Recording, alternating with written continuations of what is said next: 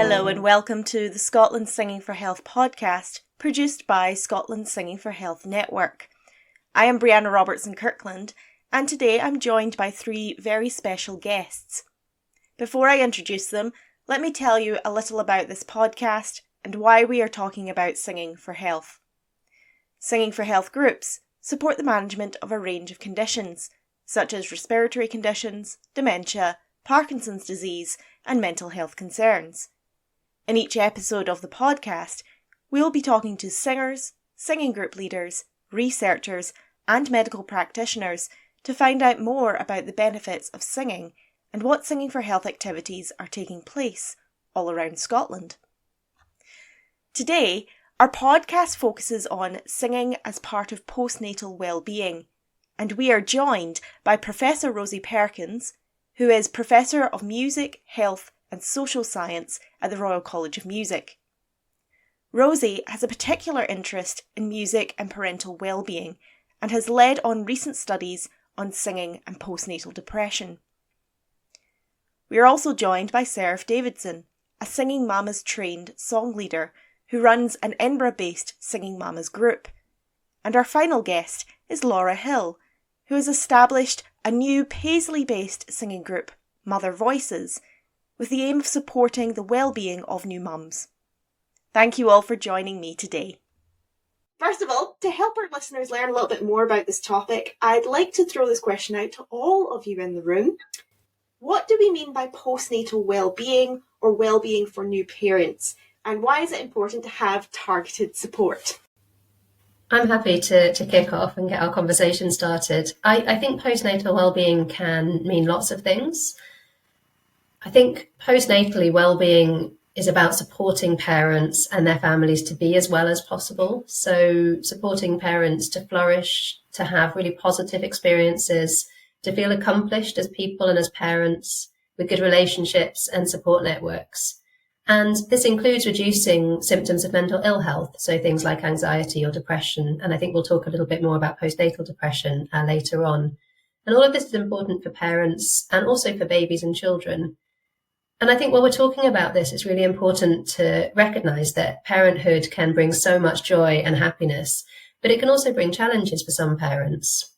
So, in the early days, having a real lack of sleep, really disrupted routines, changes in relationships, questions about identity and who we are, perhaps finding it hard to bond with the new baby, and struggling to just find time for a cup of tea or a shower.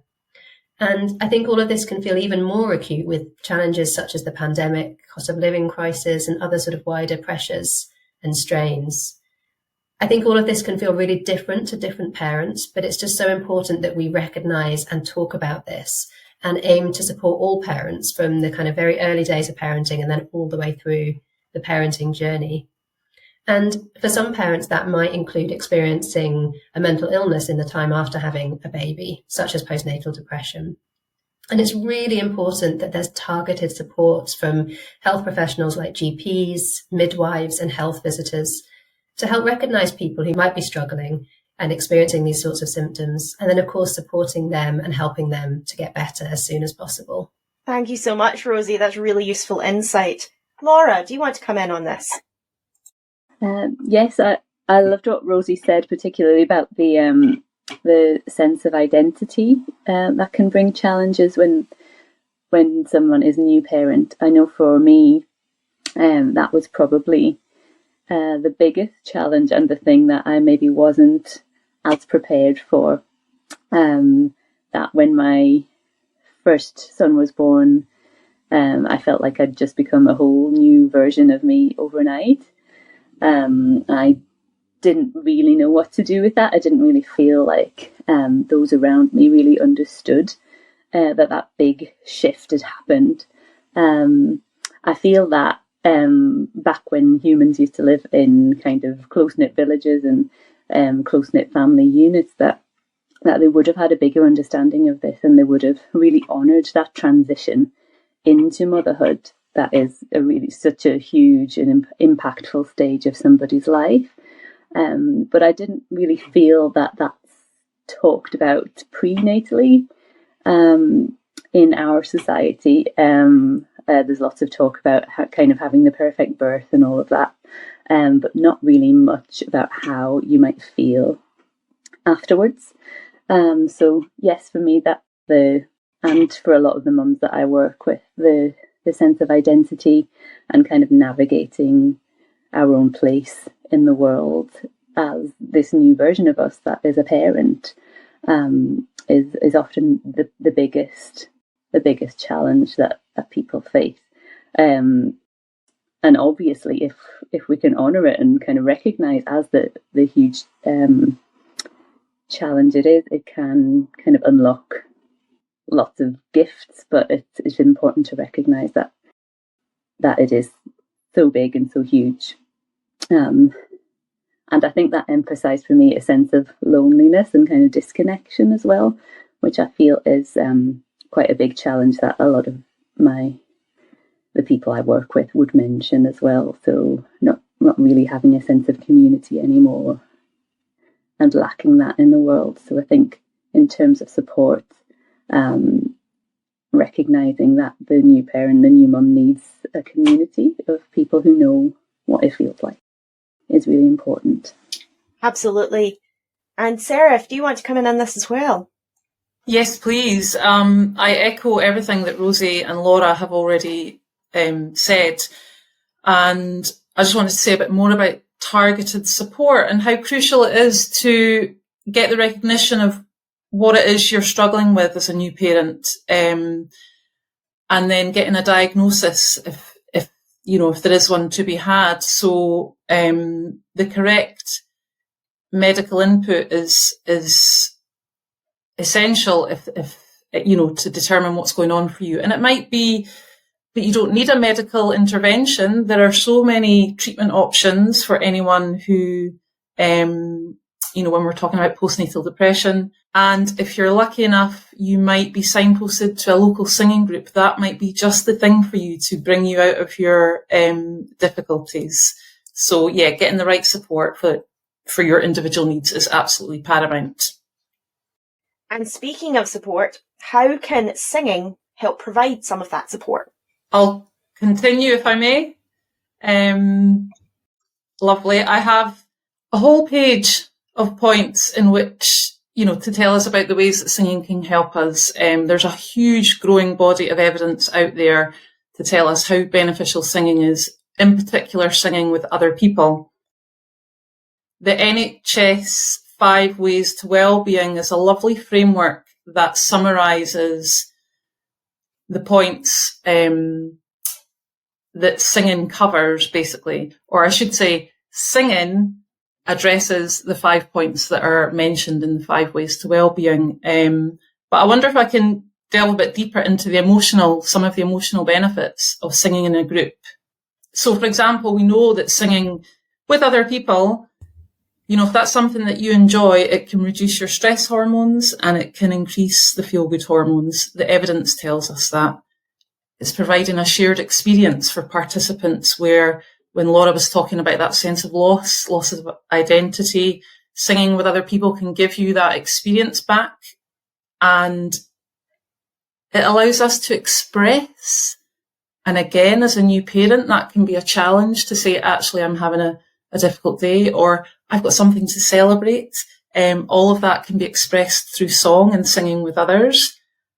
And another crucial aspect, something I see in all of my groups, is it's precious bonding time for mums and their new babies.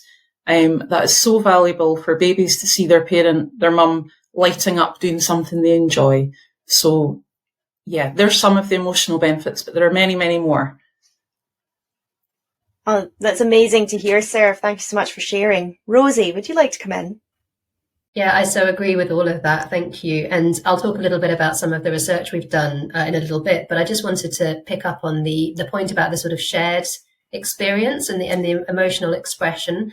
And I think one of the things about singing and music that I've observed over the years is that it's a space where you can come together with other people who may be experiencing similar things, perhaps, to you, but you don't have to talk about it. You might end up talking about it, but you can sort of be together through music and singing and express some of that in a space where other people will be receptive and respectful. but you don't necessarily have to talk about it. And I think that's a really important feature of music and singing. And one of the things that it can allow for people is this expression in a creative way, which can be different from other supports available, perhaps. Absolutely. And we've heard in previous episodes like how impactful singing can be, particularly social singing or group singing. Seraph and Laura, I know that you run your own group, so who are these singing groups aimed at supporting? So my group is called MotherVoices. We meet in Paisley, and it's specifically targeted to new mums. But other caregivers are also welcome if the message is something that they identify with. Babies are very welcome. In fact, that's part of the whole experience, to bring babies along. Older children are also welcome if that is the best way it's going to fit into the parent's life. We would look at building a sense of community.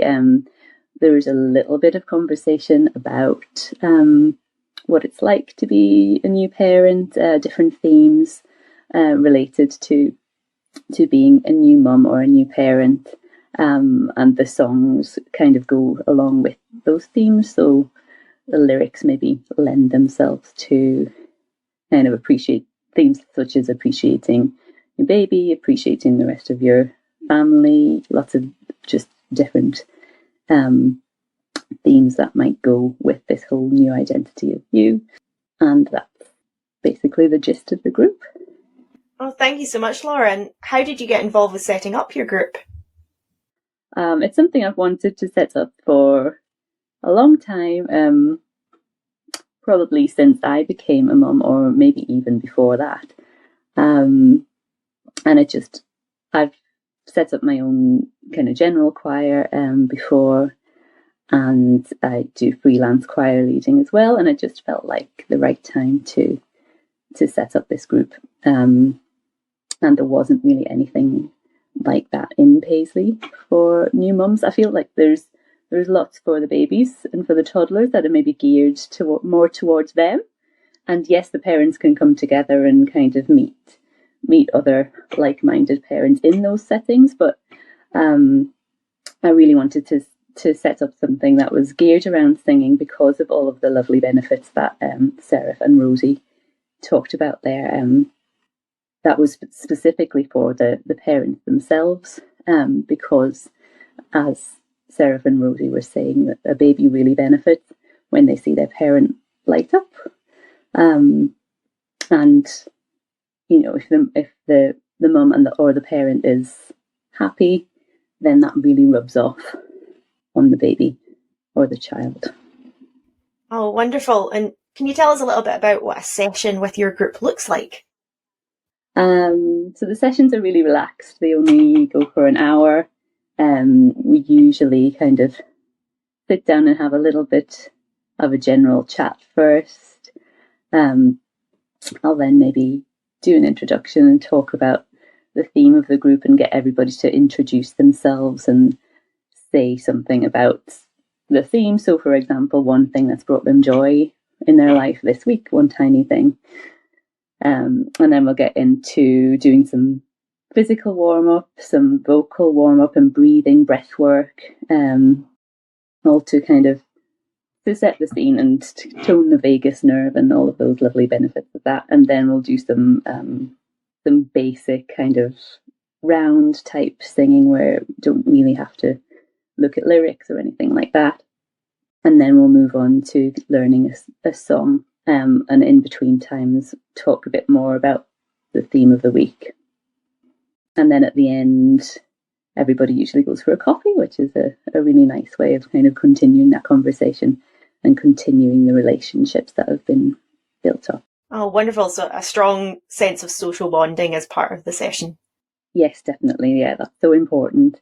And I know there's been, Rosie could probably say more about this, but I know there's been research that's been done that's found that singing is probably the activity that maybe fast tracks social bonding and that sense of forming a group.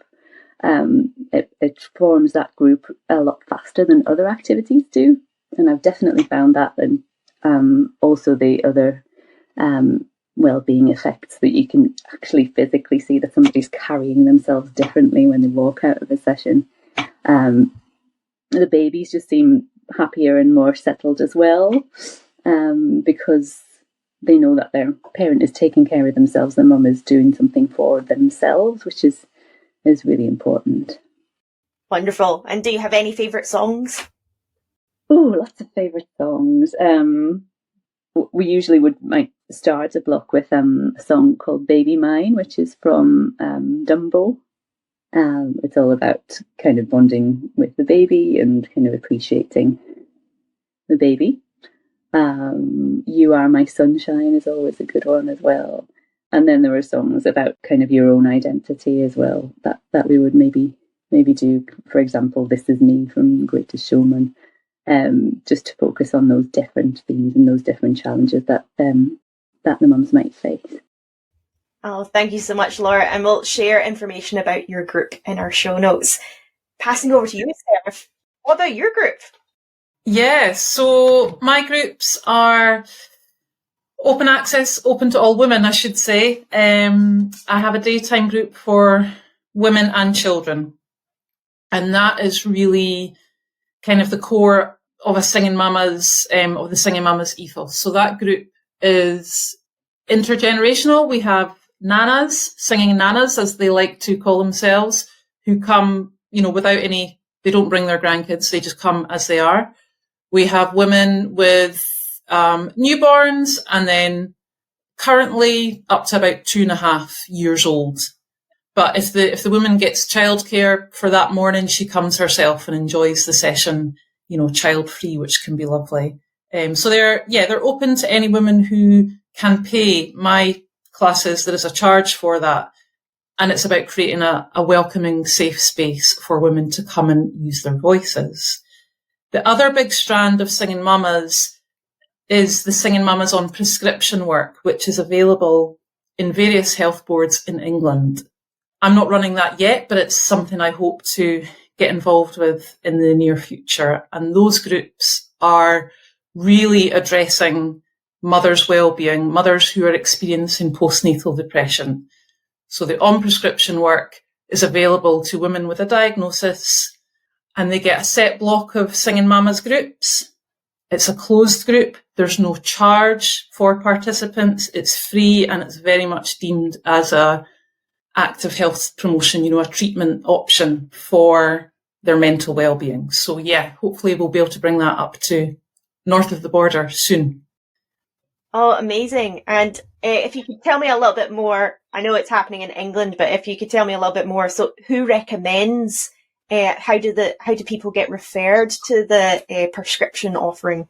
Yeah, so referral is through a health professional, so it would be midwife, GP, health visitor, and there's set criteria.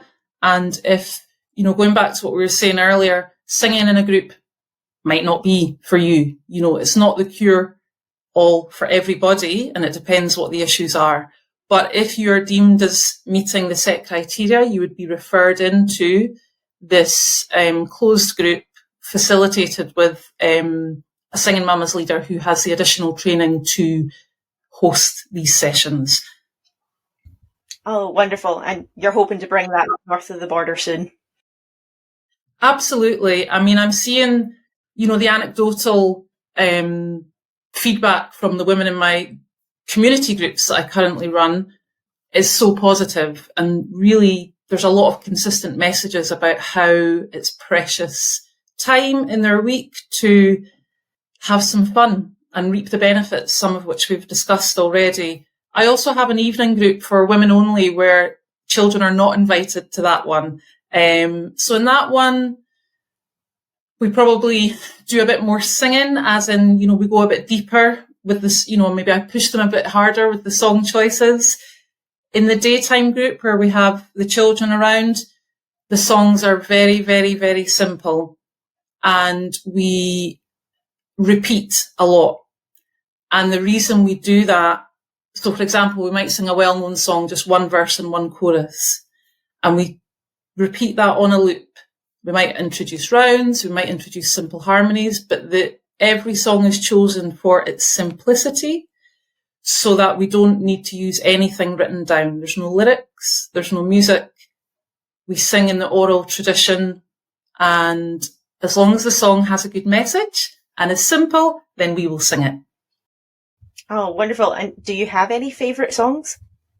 Favourite songs? A current favourite, actually, is a Gaelic song, Brochenlaum, which I grew up in the Highlands, and Brochenlaum was sung everywhere, all ages, all stages. So the groups love that. And I think it's about the rhythm and connecting with the Gaelic culture. But we also love Bella Mamas, another favourite. And we just sing that round and round and round and round, and we add in parts and we drop them out. And the purpose of that kind of method is to get away from our thinking brain. You know, when the song is familiar and repetitive, we access that place of comfort. You know, familiarity can help us relax and let the song bed in.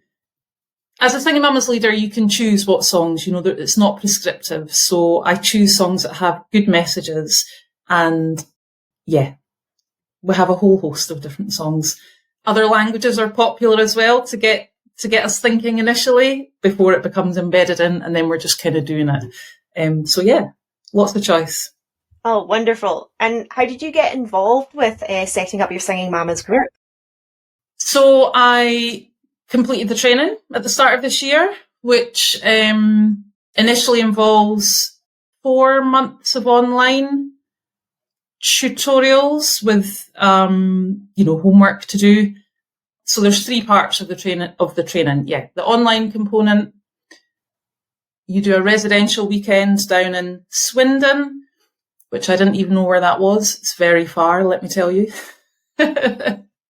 And the third component of the training, as a leader, you become a member of the network, and as a member, you get a whole series of types of support. So online tutorials, online cafe connections, forums to share songs, share successes, discuss challenges, and just have support. It's a really big network of women song leaders who are all supporting each other.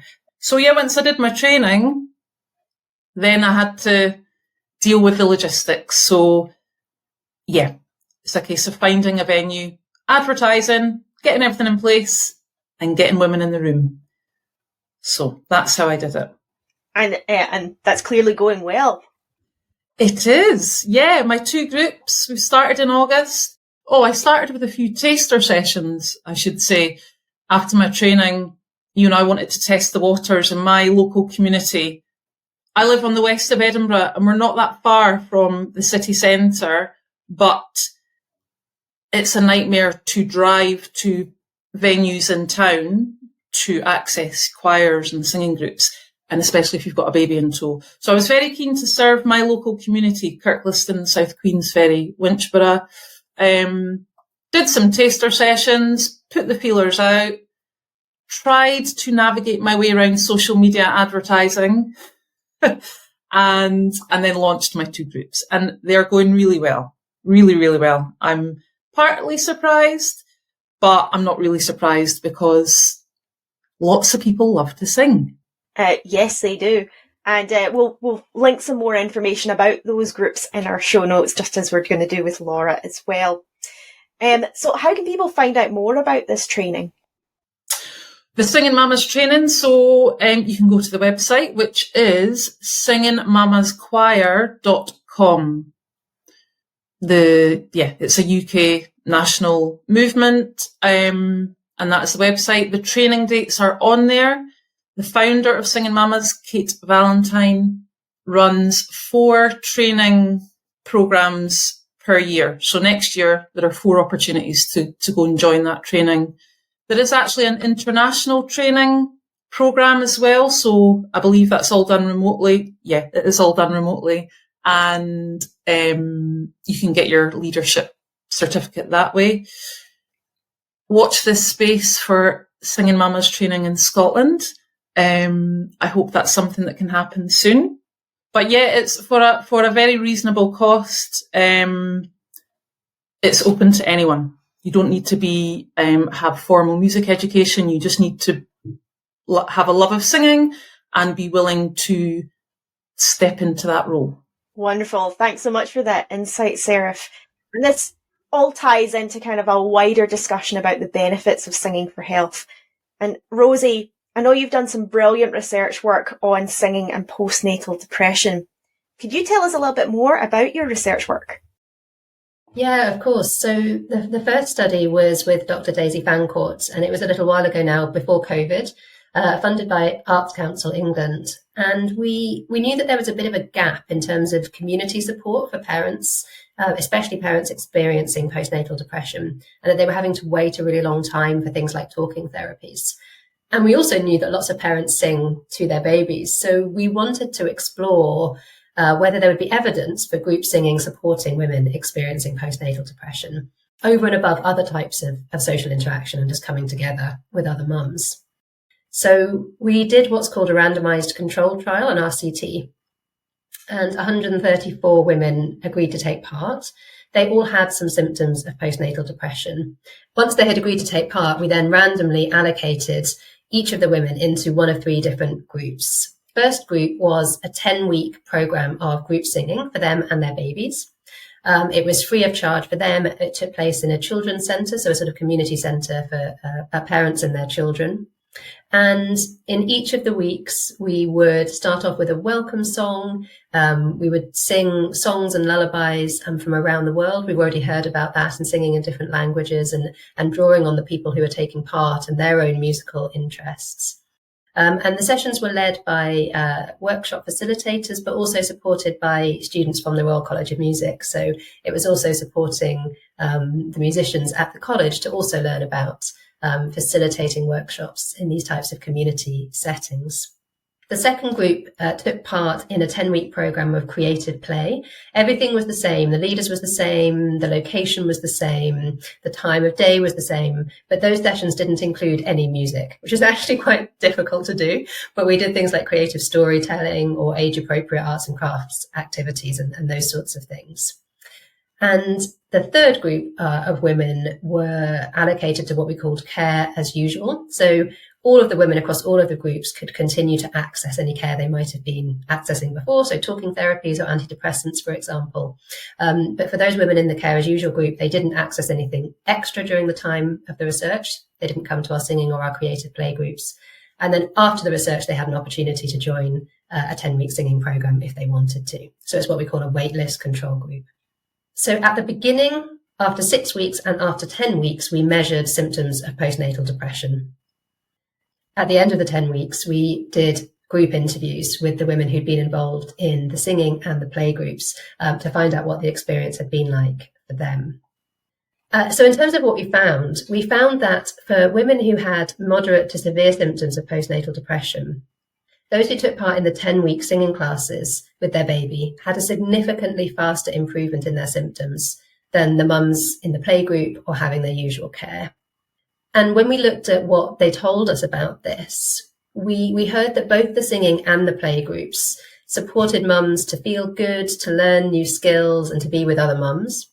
But that in the singing group, there were some specific things that really seemed to help. And we've touched on a lot of these already. The mums told us that it felt like a really authentic and multicultural creative experience, that it helped to calm their babies, that it's really immersive. You know, one mum said, I'm not checking my phone in this class. I just allow myself to kind of be here in the moment. So it creates that sort of me time for mums. Also can support mums to feel accomplished. So, for example, having new things they can try to soothe their baby if their baby's upset, for example. And some of the mums also talked about how it supported their bond with their baby. And more recently, we did another project during the pandemic to explore how online group music sessions might support women experiencing postnatal depression, but also loneliness. And this time we just had two groups. So it was a similar sort of randomized design, but we just had two groups. one group did a 6-week online songwriting class, and the other group were a waitlist control. So again, just accessing care as normal and then accessing songwriting later if they wanted to. So this is very hot off the press, and our findings are still under review at the moment, but it looks like the mums who took part in the songwriting group reported much lower loneliness and much lower symptoms of postnatal depression after the 6 weeks than those in the control group. So it's just a little bit more evidence that these group singing music interventions can be really supportive for new parents and mums specifically in our research. That's really great to hear. And just out of interest, if people in the control group who were on the waiting list and could join, did you get a lot of uptake from them? Yes, we did. Particularly in the most recent project, the online project, we did get a lot of uptake, which was really fantastic to see. And are you planning on running that again? Well, we hope so. I mean, one of the challenges in this area of work, from my perspective, is that often we get funding to do particular projects, and then we need to think about how we might, if it's appropriate, how we might scale that up, how we might kind of operationalize that on a larger scale. With our initial research, the work with postnatal depression before the pandemic, the fantastic organisation Breathe Arts Health Research, who take sort of evidence-based research and implement it in practice. On the basis of the research, they set up a programme called Melodies for Mums, which now operates in London and online across the UK. So it's built on the sort of foundations that we put into place for the research. It's built on the research evidence, but now it's sort of rolling out that programme much more widely. So it's a nice example of research turning into practice. And of course, we have to continue to sort of keep that momentum with all the different projects that we do. But that work is also in person and online. Amazing. And we'll include information about that work as well in our show notes. So are there any challenges or further areas of research that you would like to explore going forward? Gosh, I think there are so many. So Breathe Arts Health Research is a really great example of linking research with practice and how something that starts as relatively small can then sort of get scaled up. But I think these issues around implementation and embedding singing in postnatal care will benefit from a lot more research. I also think that research needs to make sure it's really including a wide range of diverse parents, including partners and dads, parents from different cultural and social backgrounds. And it's really important that we don't look only at what works, but we also think about why it works. And so we take into account things like health inequalities, try and make sure that singing interventions are really accessible to parents who'd like to give them a go. So I think there's a lot of things in there that we still need to unpack and think about. Excellent. Well, and hopefully you'll get a chance to unpack a lot of those really important issues. Now, you've talked a lot about postnatal depression. If someone feels that they're experiencing postnatal depression, where should they go to access help? So I'm not a medical professional myself. That's really important to say. So I would always signpost people to their GP, their midwife, their health visitor. There's also information online. So, for example, the NHS has information you can find if you Google postnatal depression NHS. And there are some charities such as PANDAS. That's pandasfoundation.org.uk. I think it's also really important to remember that postnatal depression can be treated, and it's absolutely not the parent's fault. And confiding in friends and family can also be really helpful if that feels like an option for people. Thank you so much, Rosie. That's such excellent advice. Just throwing this out to the room. Now, we've heard a lot about our singing groups and the singing groups that are available, and we've heard that there's some online, that there's a lot taking place in person. How can people access, where do they find out more about these singing groups? What would you recommend? Yeah, so I mentioned Breathe Arts Health Research before, and you can check out their programs at their website. It's breatheahr.org. I think we can include the link in the pack. And look for Melodies for Mums. And they have in-person sessions in London, but they also have online programs that hopefully will run into next year across the UK, including Scotland. And you can also look, and there's a website called Happity, and Happity includes all sorts of different activities for parents and families. And there's loads of different music and singing activities on there that you can also search for in your local area as well. Amazing. Thank you, Rosie. Seraph, you were wanting to come in.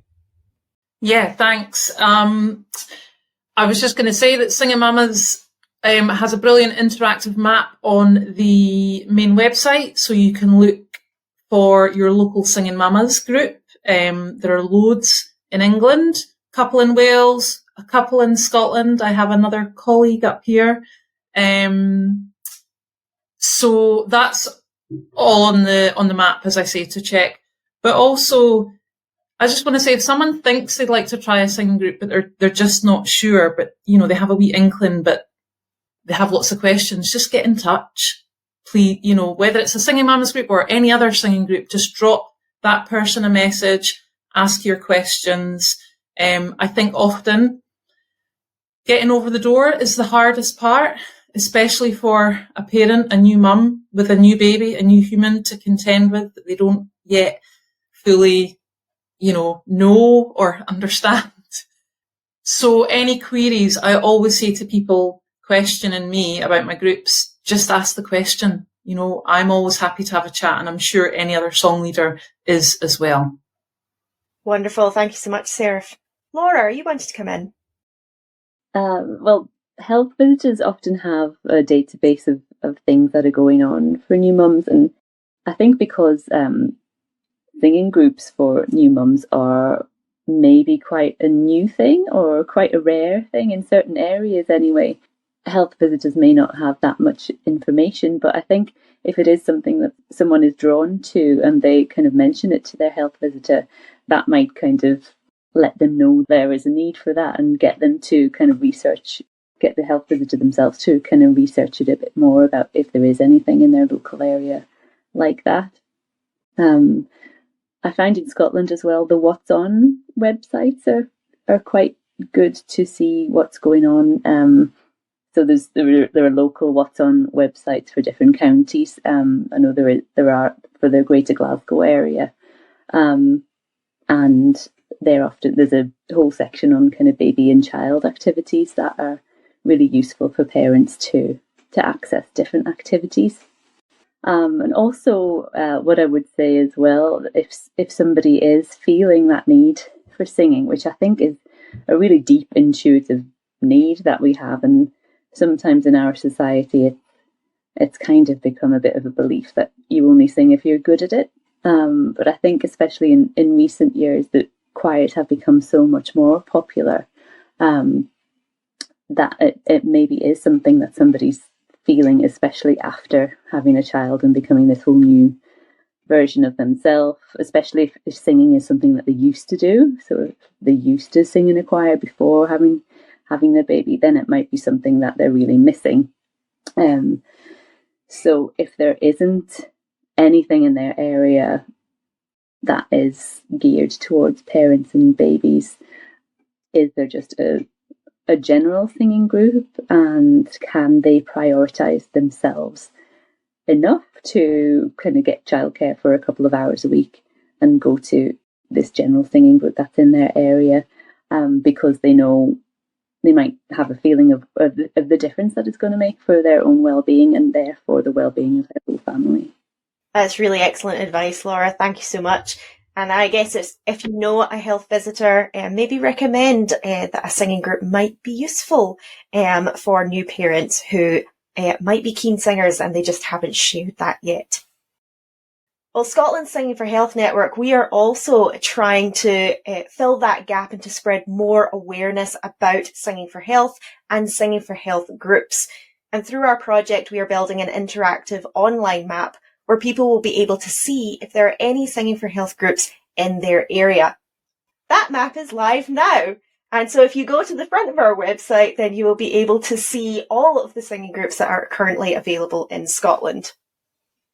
Before we come to the end of our discussion, I'm just going to ask one final question of you all, which is there anything you would like to tell our listeners that we haven't yet discussed? I'd love to just pick up on something Laura was just saying, and that's around people's views towards themselves as singers or as musicians.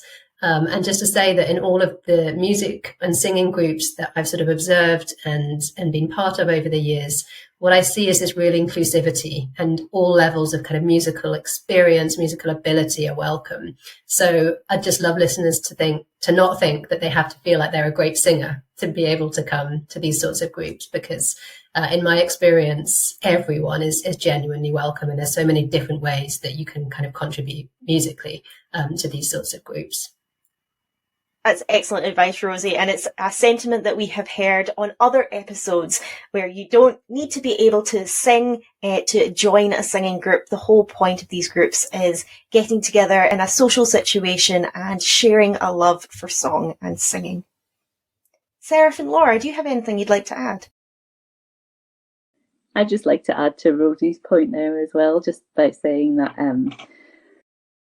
singing is such a natural part of humans' way of life, that we are supposed to sing just as a general way of life, doing different activities, coming together just to sing. That's what humans have always done. So yes, definitely it doesn't matter about ability. It's all about coming together and finding your voice and expressing yourself creatively. Wonderful. And Seraph? Yeah, I have a little phrase for that. Connection, not perfection. You know, just come and use your voice. Doesn't matter what it sounds like.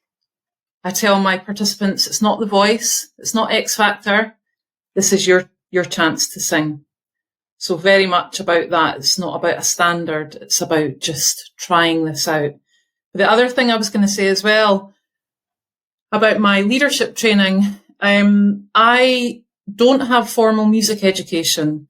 I class myself as an experienced amateur singer. And by that, I mean I have sung for several decades in many places. So the reason I'm saying this is, if there's anybody listening who thinks they might like to lead a group, it's absolutely possible without having a degree in music. And that was a barrier for me for many, many years. And now I'm on the other side of that. So I feel that message is important to get out there. You just need to have a love of song and be able to facilitate a room. And if you feel you can't do that, there are training courses available to help you with that. So, yeah. Wonderful. Thank you so much. And it sounds like we've got another hashtag, which is connection, not perfection. So if you've listened to this episode, maybe post on social media, connection, not perfection. So thank you all so much for joining me today. It's been wonderful having this conversation, this very important conversation. And we're going to be sharing Rosie's research and Laura and Seraph's groups in our show notes. So do go below and have a look there. Thank you all for joining us today. Next week, we are joined by Pauline Waugh, Dr. Keir Phillip, and Gareth Williams, and they'll be talking to us about singing for long COVID. Thanks for listening.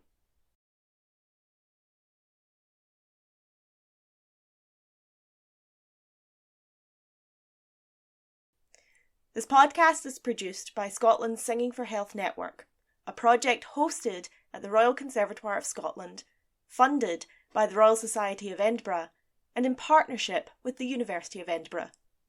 For more information on our activities, please visit our website.